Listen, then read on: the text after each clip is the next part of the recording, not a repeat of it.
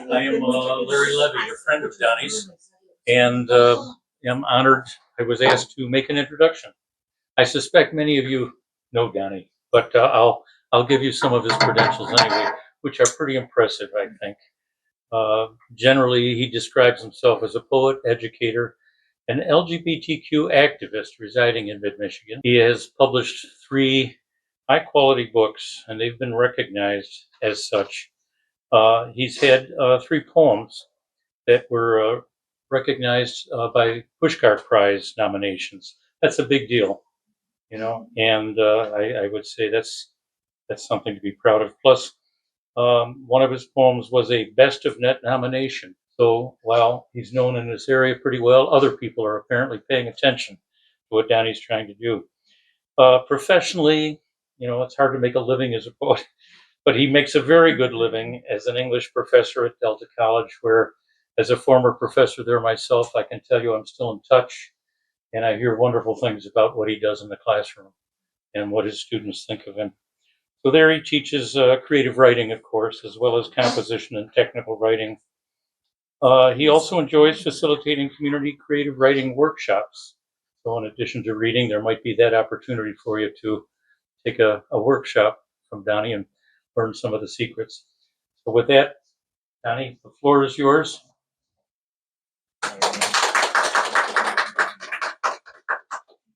Thank you, everyone. It's good to see you tonight. I appreciate you joining us. I want to issue a thank you to Larry for that wonderful introduction. I want to thank Bookmarks for hosting this poetry series. It's my understanding that this is Bookmarks' first time doing a poetry series, so I think that's really good. This has been my first reading in a while, and I'm kind of excited because I do have some new stuff. I typically don't like to do readings unless I have something new to read because I get really bored with my own stuff sometimes. So lately I've been thinking a lot this entire summer about space and like the places that we inhabit. And I found like this really fascinating French word because I was trying to find a word to describe what it feels like to remain in the wake of something. How, like, to give you an example, like if you watch a boat treading water, you see like that wake that's left behind it. I was trying to think of a word to describe like the human emotive equivalent of that. And I found the word sillage. And it means being in the wake of someone in places that they used to inhabit. And that's kind of been at the forefront of my mind. If you follow my social media, I've been working on a short film about the demolition of my grandma's house. That was a space that I lived in for 15 years of my life. And it really shaped the person that I am. If you've read any of my work, I write probably too much about it. But I was just thinking about that and how it's interesting that we often kind of linger, whether we're articulating it to people or not, we linger in these spaces that really shaped us. And with that thought in mind, one of the first poems I wanted to read, it's kind of tradition that I do an epigraph poem at the beginning of a reading. So next week, Robert Fanning, he was my mentor, he's going to be doing a reading at the same time. I hope that you will come. And this entire book, Our Sudden Museum, is very much about like the vacancy left behind after a family loss, right? The house thus being a museum. And I wanted to read a bit of the first poem in it to kind of set the mood, let's just say. House of Childhood, that is this first poem. Every dream, I'm in its bones.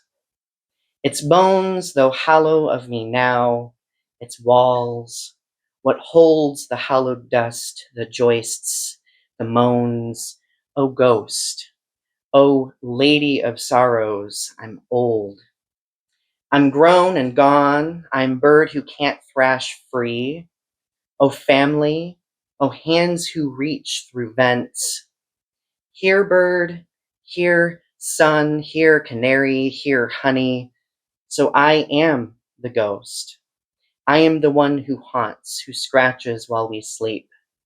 O father, O mother, who flies through me, whose songs of ash and air I've flown in every dream. This hall of doors, this house of looming harm, this curtained prayer, In every dream, I'm threading seam and frame. I'm homing in, and home. If you ever get a chance to check out this book, and feel free to snap at your phones if you want. Well, some people are like, what do we do after the phone? No, check out this book. Check out his new book too. Wait, what is the title of the book? All we are given. Thank you. All that we are given, we cannot hold. I swear I knew that, everybody.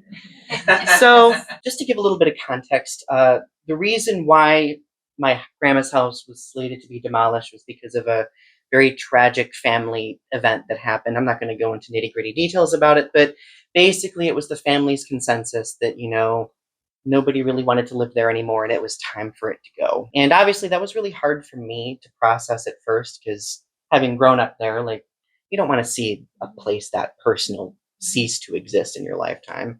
So this first poem that I wanted to read is actually the title poem of the short film that I made. It's called The Cinder Blocks Remember, and it's dedicated to my grandma. The cinder blocks remember. Fingerprints are fossils on countertops, and the thermostat has forgotten its function. Each room sits preserved like abandoned museum exhibits, and the walls creak as they waken with my footfalls. The house stirs back, but strains to breathe.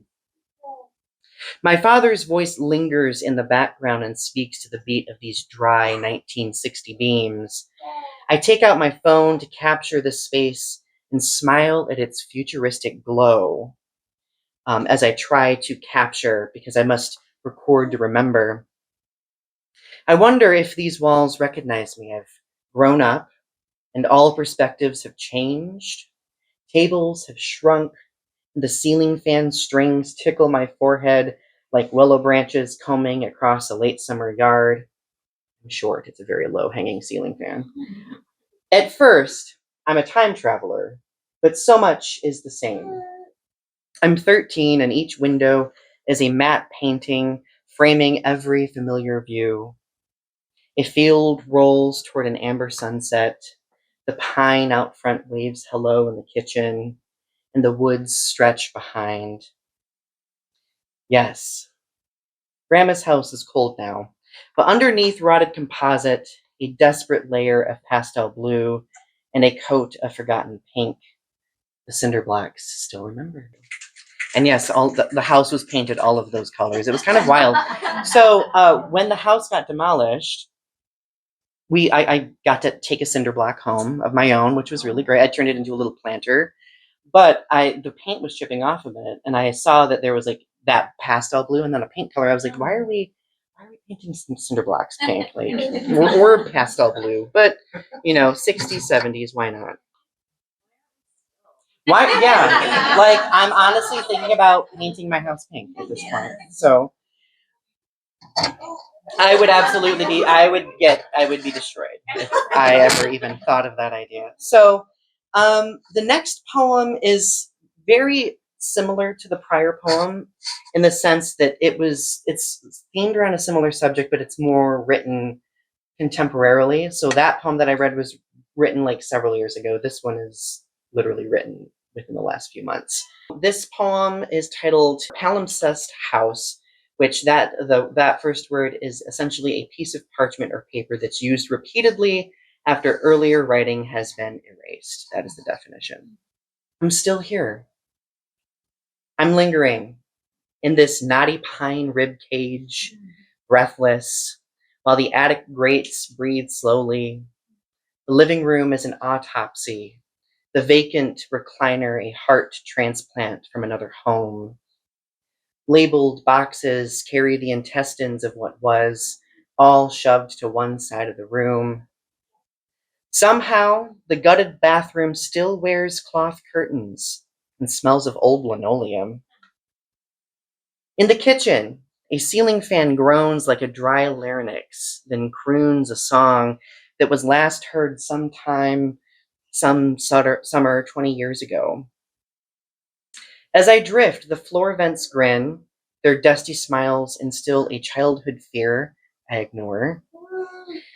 But the spine of this museum still creaks.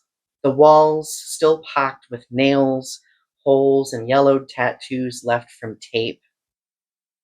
I dwell in a palimpsest, and my hands are parchments recording all that remains. Right. So we're going to go, well, we're not literally going to go outside, but we're going to shift the setting to an outdoor setting, poetry speaking. So my most recent collection, which is titled Casting Seeds, it's interesting. I found out about the demolition that my family was planning to do right when I was writing this book. So it kind of took over the themes a little bit of the book, as one would expect. So a lot of it is just recollecting on being in that space and just kind of processing how things have changed over the course of time. So this is Vacancies in an Overtaken Lawn, and I wrote it about my cousins playing in the yard. So even still, as leaves curl crisp fingers inward, they recall the years through not Trump. We're gonna get a little political later. Anyway, trunk rings, sap synapses in mycelium below. Even still, these roots hold each soil clod together to sustain this lawn overtaken, a vacant lot left by a family long grown. Even still, as grass touches the lowest branches, stems map our remnants in the shapes of our bodies, playing hide and seek. So, thank you.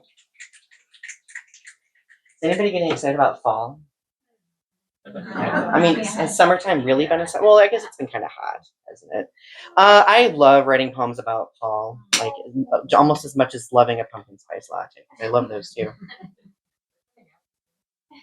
Oh, in my house, they're in constant production in my house. So, but I am really stoked about that too. So this poem is from my second collection, Feats of Alchemy. And I remember one year, because my grandma also had an apple orchard, I was really just kind of transfixed by observing nature in the orchard. Because like you get so busy in day-to-day life that you don't really get a chance to slow down and see like all the creepy crawlies and the things happening outside. So there was this one autumn afternoon, I was like, I'm gonna observe everything and see what we have. So this is titled Apple Orchard. September has regained its teeth as the warmth of summer has come and gone again. The apples dangle from their branches, swollen, ripened past their prime. We've waited too long. Now the sweet scent of decay begins to rise as wasps frantically hover over fallen fruit to taste one last sip of sugar. Because there's always an end to every cycle. A final apple clings, a lone wasp sits too cold to fly, lulled by golden light. The ash trees now bear tamarack soon to follow, and these summer dreams finally are laid to rest. They return to soil, always a pill too hard to swallow. I wrote that one after I was just doing some reading, like you do, and I had this realization that in the late summer, when you're always getting attacked by like wasps and yellow jackets, they're actually starving to death. When you think about it, because they're looking for protein. So I was just like, that's kind of morbid. I'm going to write a poem that mentions that, I guess. So aptly so, following my little flub earlier in the poem, I am going to read a poem that is slightly more political. So I wrote this piece post-pandemic, and it was after a long time since I had been up home. I am from West Branch, which is probably 40 miles north of here. And that's where I grew up. So as you can imagine, a young queer kid growing up in West Branch was a thrilling time, let's just say. But it's still, I love it. It's a beautiful place. It'll always have and harbor warm memories for me. And I wrote a poem about observing how much things have changed over the years in that space since I was a little kid. It is titled When I Come Home. When I come home, I travel between the bends and pavement rivers and follow the sunset as it dips toward white pine tree lines, whose tightened arms threaten to swallow each day. When I come home, a sullen beast crawls into my sternum and steers my eyes toward everything derelict. The rusted tractor overgrown in the field, unsure of its color, the fresh tree stumps left from a summer storm, the twisted deer carcass tossed along the roadside, and the decaying houses left by families who haven't seen each other since the deaths of grandparents. When I come home, tattered Confederate flags dangle on naked limbs just outside the somnolent town, framed by the sloped silhouettes of weathered hills, the same old mountains who've known history long before us. When I come home, the cats slink to their food bowls, no longer thrilled by the hunt, and my tired parents retire to their ends of the house, while I, seeing these places through teenage eyes, walk trails with hope that memories will never die. Thank you. So, okay, this is kind of a new poem. I don't know how this poem is gonna go. We'll see. We'll see if I have another moment. I normally don't write prose poems, but I was like, I'm gonna write a prose poem. Why not? Like, stretch a little bit. And so I'm working on a new collection. I've been doing a lot of research into the solar punk subgenre. I don't know if you've heard of solar punk, but if you've not, it's kind of the opposite of cyberpunk. So the cyberpunk genre kind of melds like this dystopian imagery with like technology taking over and the end of the world kind of thing. Solar punk is more so focused on like how humanity, technology, and nature work together to create unity in some sense. So this poem is sort of venturing in that direction. I was thinking back on a friend. I did say it's gonna get a little political. I had a friend a long time ago whose husband was very uncomfortable that his wife made friends with a queer person, and just so uncomfortable, like to the point where he didn't even want her hanging out with me. I thought that I was going to be like a bad influence, and I'm like, I don't know what threat I am to her. I'm homosexual, right? Like, that's not gonna. But so I was just thinking about it, and then I had somebody else in my life have a friend do the same exact thing, and I was just like, what is happening? Like, why are straight dude husbands getting upset at LGBTQ plus people for simply existing, right? So I wrote, it's a really dumb title. It might change. I don't know. It's called The Cottage Queer Chronicles #1.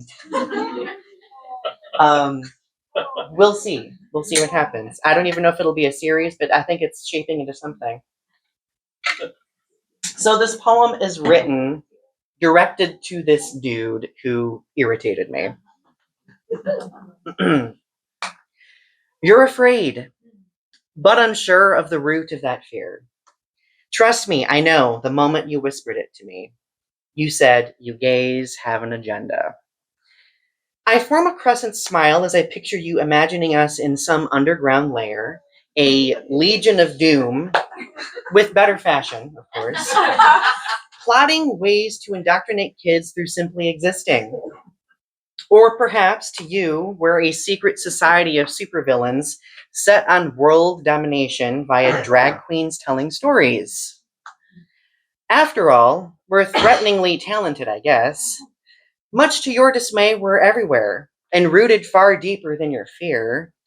Growing your food, building your houses, resuscitating you after your most, mundane recollection. Only a villain would teach your kids empathy in schools, show your wives what support actually looks like while simultaneously balancing a successful family. Maybe I am the villain. As I savor each moment that you're proven wrong, and chuckle at the deep insecurity you seem to project, you see we're everywhere, and there is no way to erase us any longer. We are the writers of that cookbook on your coffee table, the one that you've never opened before. We've pressed our power into your living room wallpaper. We grew the herbs you're dehydrating in the kitchen and brewed the beer you swig before bed. We're there when they choose the bear instead of you, because it takes real men to weave a kind world the way we do. So I hope for your sake, if lavender marriages return, you'll learn self-awareness, because we are the caricature of masculinity in the book you'll never read.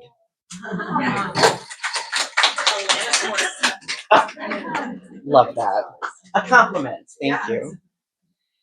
So, all right, we're gonna shift things. I had to do a little funny one there for a second. So the next piece I'm gonna read is actually a love poem. I have to at least do one love poem. All right. So this one is actually part of that collection that I was talking about. I wrote this poem probably about a year ago. I think I read it at one of the Midland Reads poetry events. So I think as queer couples, we often really struggle to involve family, especially if we don't have the best relationship with our families. And I think it was fall of 2024, my family came down and we had like a garden harvest. We went to the farmer's market, bought a bunch of vegetables, and we together did a family tradition that kind of died with my grandmother a long time ago, and that was canning. This really surreal experience, being able to, alongside my spouse, can with my family and just not have it be a big deal and to just exist. It was really quite nice, actually. So this poem is titled Brine. Quart canisters steam like geysers as they sit on the counter, sterilized. My love shifts the pints over to make room for Mom's cutting board, all the while cackling at my dad's off-brand jokes. I watch this kitchen alchemist drop dill sprigs in jar bottoms, pack the cucumbers tightly, then the mustard seed, the alum, and garlic. From this cooking station, it's hard not to revel at the way family fills this house for the first time, his and mine. Laughs spring between timers while the pots on the stove gasp their breaths of brine. I hold the jars, he pours it in, as my parents direct us in our waltz around the cramped kitchen. And for a moment, the ghost of my adolescence possesses me long enough to see his future prints, with jeans painted in tomato juice, framed against the backdrop of two accepting parents, proud, shrouded behind the foggy windows of a home long in the making. Thank you. Thank you. So I did want to read another poem about a space in my grandma's house. So my grandma, she loved geranium. Anybody like geraniums in here? Okay, I like a good geranium, although they get a little ugly looking after, you know. So my grandma, she had like these plastic, those old plastic swan planters. I don't know if anybody remembers them, and it was almost gone. Like it needed to be thrown away like 40 years ago. Well, every winter she would bring a geranium in and she would just set it in the basement and just keep it going. I have no idea how old this geranium was, and I don't know, while writing this book I was just like, I remember that old geranium. I'm going to write a poem about it. So, the basement geranium. The southeastern sun strained to raise above the woods each bitter winter. Muted beams splintered daylight through dingy basement windows. Lanky spindle stems draped over, reached for the sun. They spilled down the sides of the worn plastic yard swan. Every day as Grandma made lunch, I'd sit on the stairs and watch, as though I could see it growing. Watching blooms form from nub to stem and flower, and then blink. It felt like the cold had no power here, because it would always manage to flower. So this next piece, I always read it because I got yelled at once for not reading it during the reading, and I was like, okay, I'm going to do it. So this poem probably is one of my more popular pieces, but it's in my first book. It kind of deals with the theme of space and inhabiting a space. I went back to my parents' house and slept in my childhood bedroom for the first time in like 15 years. And it was really strange because they kind of kept everything the way it was. In other words, a mess. And it was just like, it felt strange being in that space, but then I kept kind of dwelling on it and thinking about like, wow, it's kind of surreal. The last time I remember staying the night in this space, I was like this really angsty teenager. I was coming out of the closet. It was a really rough time. So this poem is titled My Closet is a Reliquary, and it's dedicated to a mentor of mine who was an activist in the LGBTQ plus community.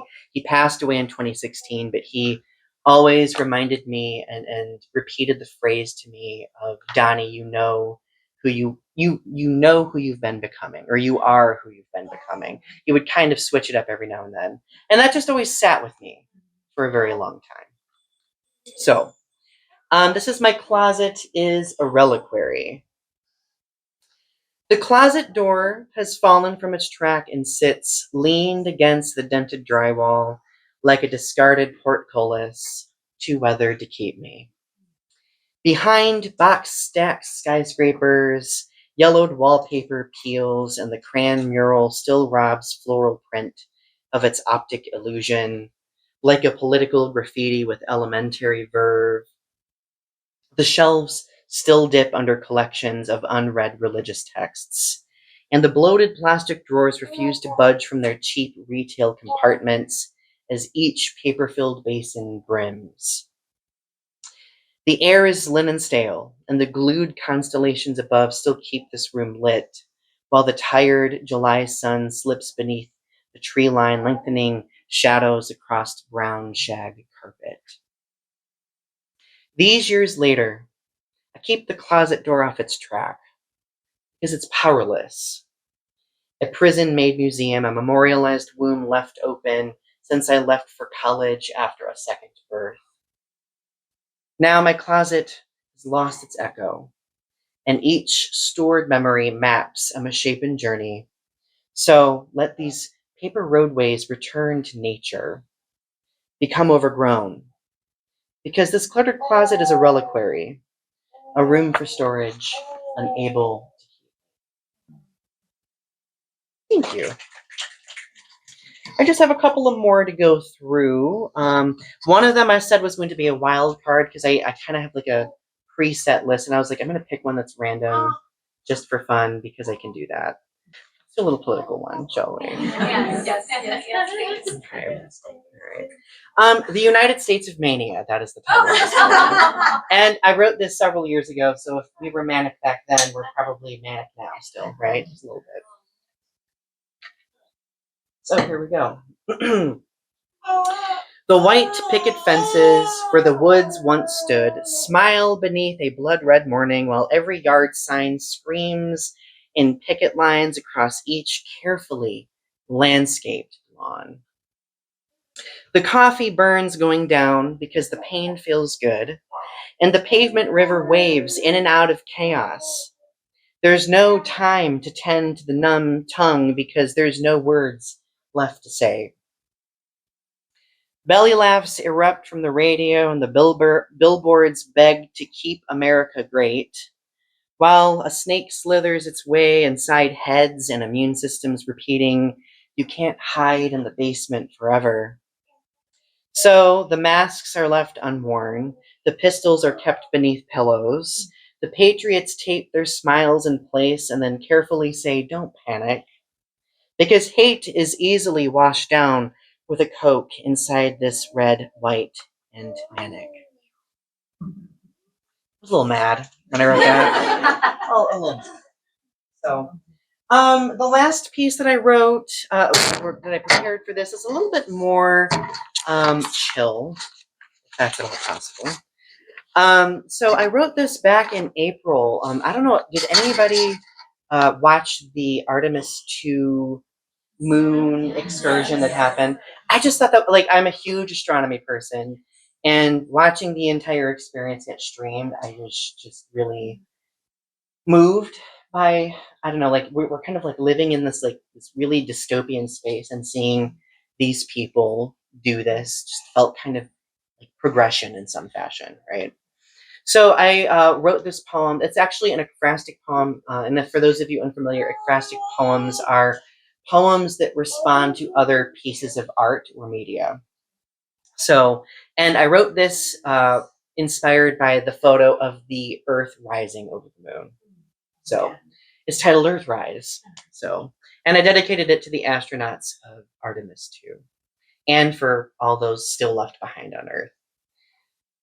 They stare in wonder at the marble in the void, a cerulean sliver swallowed in starlessness. They shoot in a slingshot streak to a place far from hollow wars, free from the dim glimmer of city lights and the chaotic orbits of satellites. Even at the farthest reaches, hate spit from political lips falls silent to the expanse of over 250,000 miles. How sublime it must be to watch the crescent rise above the pocked lava plains, gentle slopes, and rusty grays. Perhaps more than anyone, they feel the weight of distance, gobsmacked by the gravity of being alive.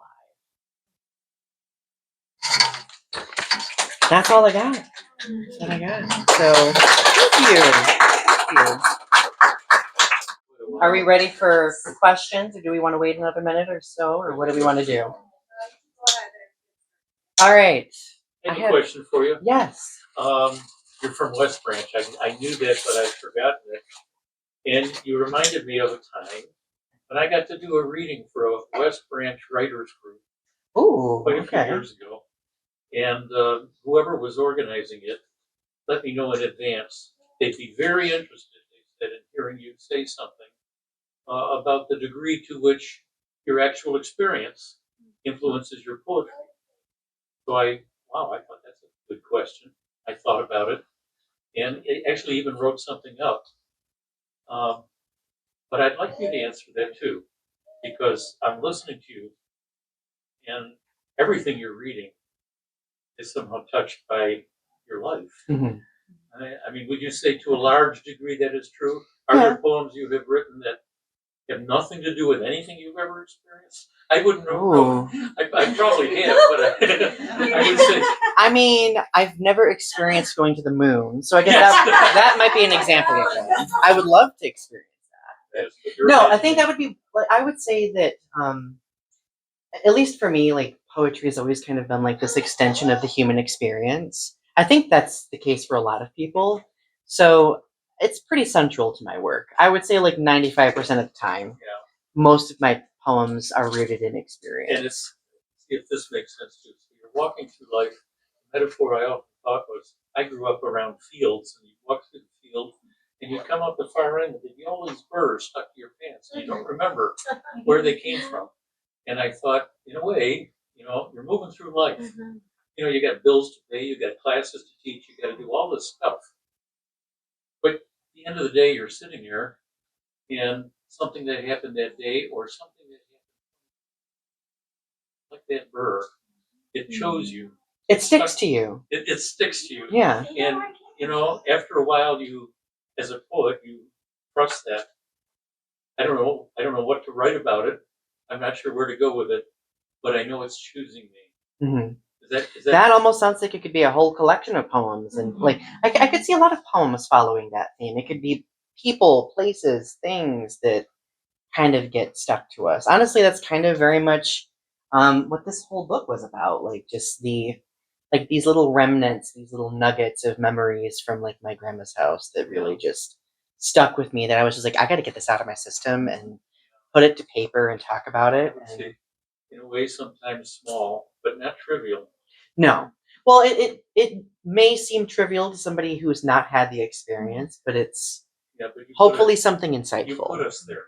Yeah. Thank you. That's a great thing to do, I think. That was a great question. Well, I don't know if I answered it well, but No, that was very good. It was Right. You're mentioning West Branch and listening to the poem, and you're right, Brian, you did read, and I remember it, and I spoke to you about it afterwards. I said it was a wonderful poem. It still is a wonderful. it is. It really means a lot to me. When you said that. Like I love that poem a lot. It's very dear to me. So, one of these days I'll write like a collection of love poems. We'll see. Much to the dismay of Brit, we'll see what happens. So, any other questions?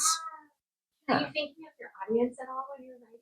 I feel like we could all connect with what you're saying. There's like these I do. themes of humanity, even if we haven't lived that experience. So, that's a good question too. I think I think of the audience as like the third step of like the writing process for me. So like the first thing I do is I like if I need to get ideas out, I just like jot down ideas. Then I actually write and edit the poem.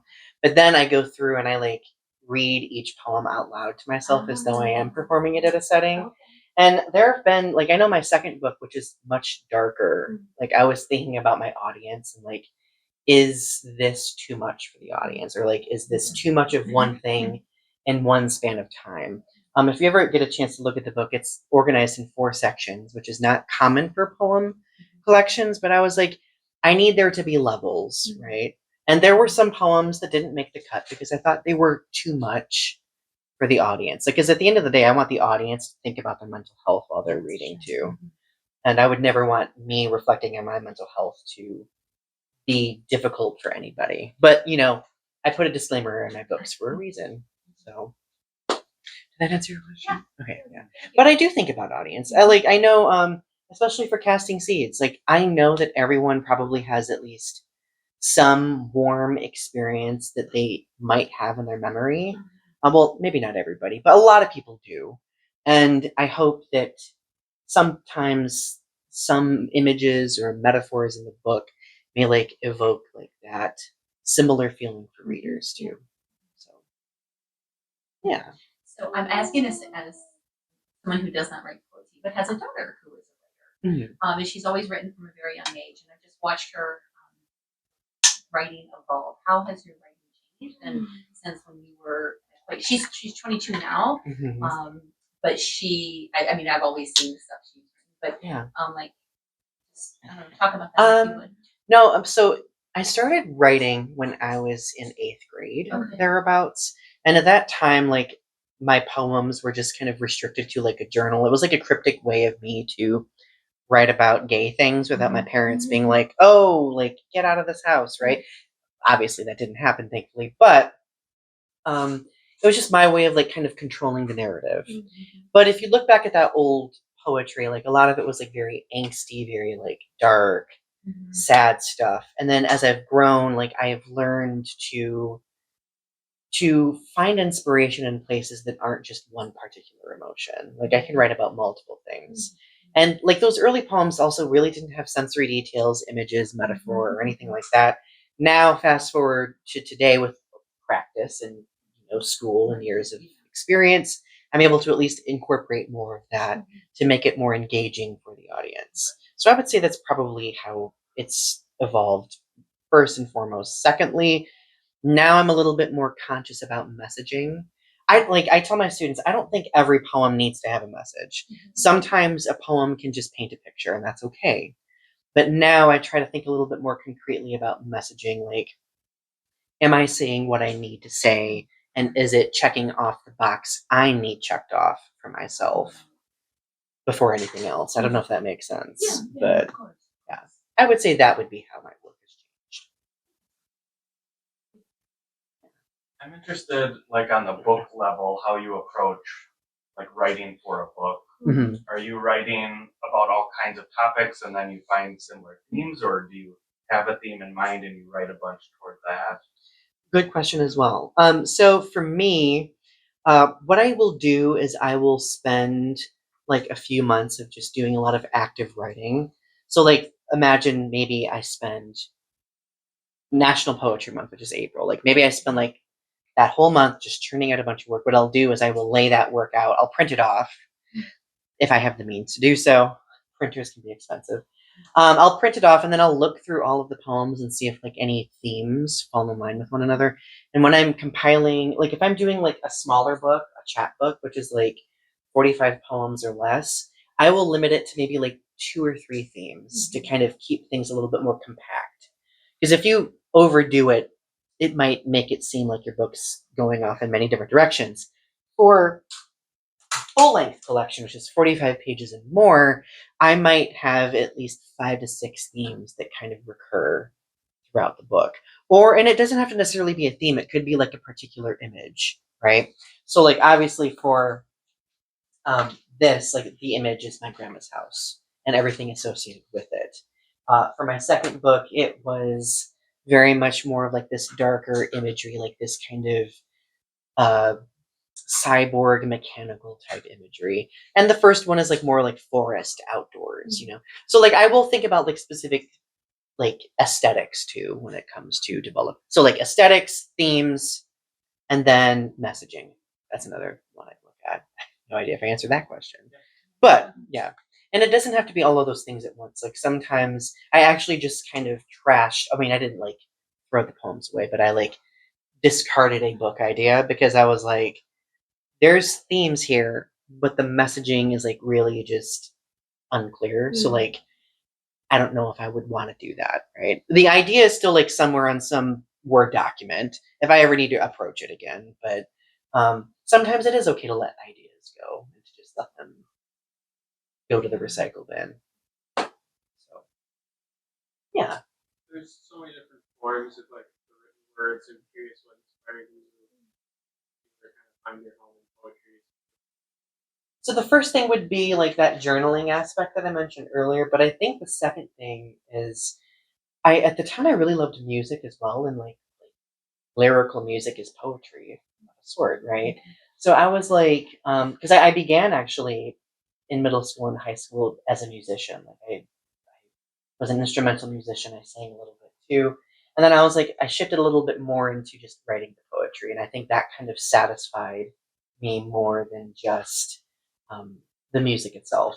But I think if I were to pinpoint a third thing that really got me committed to poetry, it was how I feel like the human experience documented in poetry really can bring people together. If you look throughout history, poetry has always been like the central root of commentating on social change, historical upheaval, and so on and so forth. So I think that poetry is just like a really good way of mapping out the human experience. And that really was just fascinating to me. Good questions. Yeah. Well, I had a question similar to maybe on the same trail you're on, like thinking about that big Word document that you make for all of April or whatever. And so in a chapbook's 45 poems, let's say, or whatever, more or less. So I guess my question, even if you have a theme in mind or started and you know these narratives that you've kind of been working through, I know your story about your grandma's house and everything too, because I follow you, of course. But like, I guess my question is like, do you write? Because I'm a journaler too, right? So I'm like following all these trains for you. So I guess my question though, do you think on average, if you were to take an April, just using that example, and you're writing 45 poems in April, are all 45 poems going to make it in the book? Or do you write 80 poems and hope that you get 45? Or like, do you edit yourself down a lot? Or do you really like write it and publish it and write it and publish it? I really edit myself down quite a bit. Like a lot of the poems, especially in book 2, that's like probably the 4th or 5th draft of the poem that you're looking That's at. what I'm asking. Yeah, some of them go through some extensive drafting, and then others I might write and be like, "This is a banger." Like, yeah, exactly. I might make some light. I might make some light edits to it, but beyond that, like, yeah. But that happens like maybe like once every 10 poems. I might find one that's like, okay, wow, I really ate that one up, right? But I think for me, it really just depends on the book. Like I know for Casting Seeds, like this, because it was already so compact as a chapbook, I only had written like maybe I don't remember how many. I think there's like maybe 20 poems in here. They were like really short Tonka style poems. I had about like 25 that I had written, and then like so 5 of them didn't make the cut. And sometimes like I have this working relationship with my publisher where like during like the milestones, like oh it's been 5 years since the book was published, I might like release a couple of the unreleased ones. Not to sound like Taylor Swift, but you know, like from the vault, right? But yeah. And then so I did that with my first book. So my first book, I had written probably like 120 poems for it, and I like really honed it down to like 65, 68. So feasibly I could take and make that into another collection if I wanted to, but sometimes I might revisit the treasure trove and be like, oh wait, maybe I should revisit this poem. It might fit here or whatever, right? But it just depends on how I'm feeling. Sometimes I just like I know I'm kind of at the point where like I've talked so much about my grandma's house that aside from like that one new poem that I wrote, I'm like, I don't know if I'm gonna write extensively about that in another book because I feel like I've closed that chapter. It's not to say it won't come up again, but I like I mentioned earlier on the reading, I do get bored with my stuff sometimes, and I like I'm really trying to like challenge. That's why I wrote a prose poem for like I've never written a prose poem. Thank you. I like after the reception, I'm like maybe I'll write some more prose poems. I don't know. So no, that was a good question. And sometimes I might revisit old journals from like a decade ago and find poem ideas and lift things like that. So, any other questions? What do you like to read? Ooh, okay. Well, I love reading poetry, obviously. And honestly, like I really strive to read more fiction. I think the most recent piece of fiction I've read is Heartstopper. No, Red, White, and Royal Blue. I love a good romance. It might be a little bit sultry, you know. But I have such a low attention span for novels. So that's something I'm working on because I really want to do more reading. I've been reading a lot of poem collections. I've been rereading American Primitive by Mary Oliver, who's one of my favorite poets. Such an iconic nature poet. I periodically will revisit LGBTQ plus poets. I have a very odd obsession with like World War One European LGBTQ plus poets. There's a poet named Siegfried Sassoon who really writes about like being angsty and sad in the military and yearning for someone else. And I'm like, I, for some reason, love that. So like I would say like it kind of can vary, but mostly I read poem collections these days. So I am working on fiction though. Like I am wanting to write fiction. So we'll see if that pans out. Hopefully. We're manifesting success. Any other final questions? Maybe one more question. Okay. We're feeling pretty good then. Thank you, everybody. I appreciate it.